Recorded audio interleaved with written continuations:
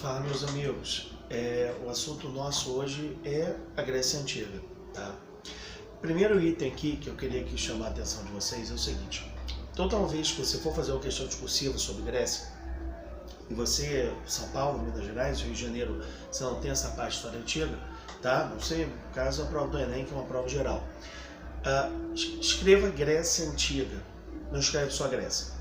Alguns corretores acabam não considerando, mesmo sabendo o contexto da pergunta acima, acaba te eliminando, tá? Então, a primeira dica é essa.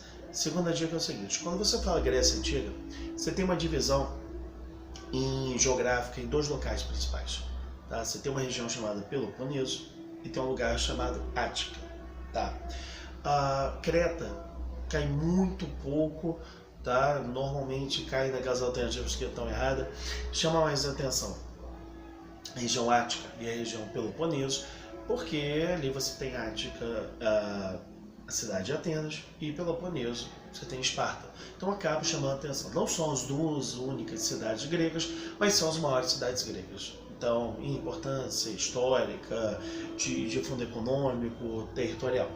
A gente tem uma divisão aqui do que a gente chama de periodização, vamos chamar assim. A gente teria civilização micênica, tá? Creto-micênica, homérica, arcaica, clássica e helenística. Alguns livros chamam de pré-homérica, homérica, arcaica, clássica, helenística. Pré-homérica, antes de Homero. Homérica seria a partir das histórias de Homero. E aí eu chamo a atenção para vocês: a Ilíada, tá? A Guerra de Troia. A Odisseia, que é outro nome que aparece geralmente nos gabaritos, seria a viagem de volta, tá? Depois da conquista de Troia, né? Seria esse período do pós-guerra. Ilíada, então, a Guerra de Troia. O pós seria chamado de Odisseia. O arcaico é o período que a cidade tem expansão, crescendo, mistura genética, étnica e entre outros. A clássica é o auge. E você tem Esparta e Atenas como seu apogeu. Apogeu sempre aparece nos gabaritos de Grécia e Roma, gente. Tanto em Grécia quanto em Roma vai aparecer muito apogeu, vou falar disso em Roma também. E a outra questão aí é o helenístico, que já é para o final, pós-guerra do Peloponeso, que a gente vai falar daqui a pouco.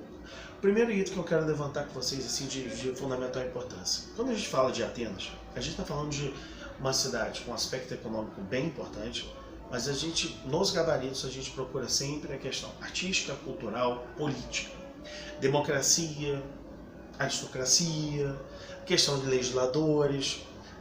Geralmente a presença de Solon é o que mais aparece, tá? Então Atenas é uma questão mais cultural, uma questão mais política.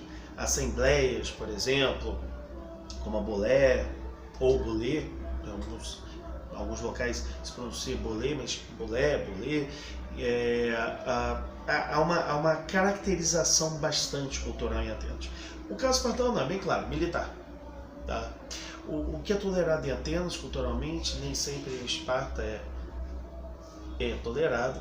Há uma desestruturação de duas questões aí. Há uma ideia de que as duas cidades elas são opostas, não são opostas.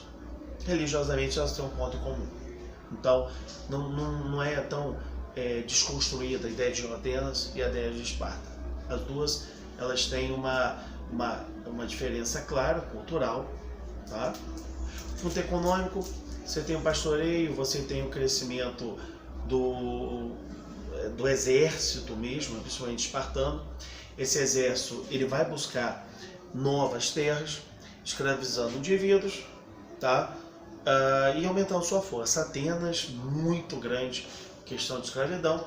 Esparta, com aquela lógica militar, um pouco menor, mas extremamente forte também. As duas cidades se destacam pelo seu desenvolvimento.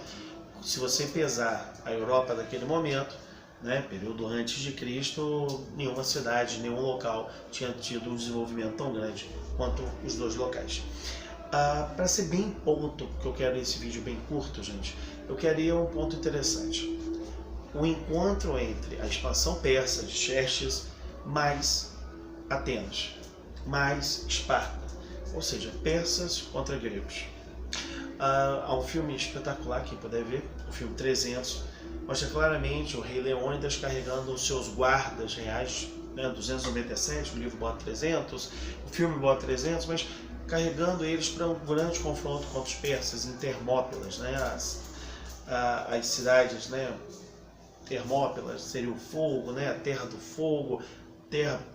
Então, várias traduções, mas Termópilas seria um local estratégico para aquele exército de 300 homens resistisse aos possíveis 10 mil homens persas. Falei homens, não falei guerreiros, porque não são guerreiros, não são treinados, não tem a lógica militar, foram escravos. Essa guerra aí, há uma derrota, tá, nessa batalha, mas a partir dali há uma união grega, tá, a Liga de Delos. A Liga de Delos é a união das cidades gregas, as cidades ao redor de Atenas, e a Liga do Peloponeso ao redor da cidade de Esparta.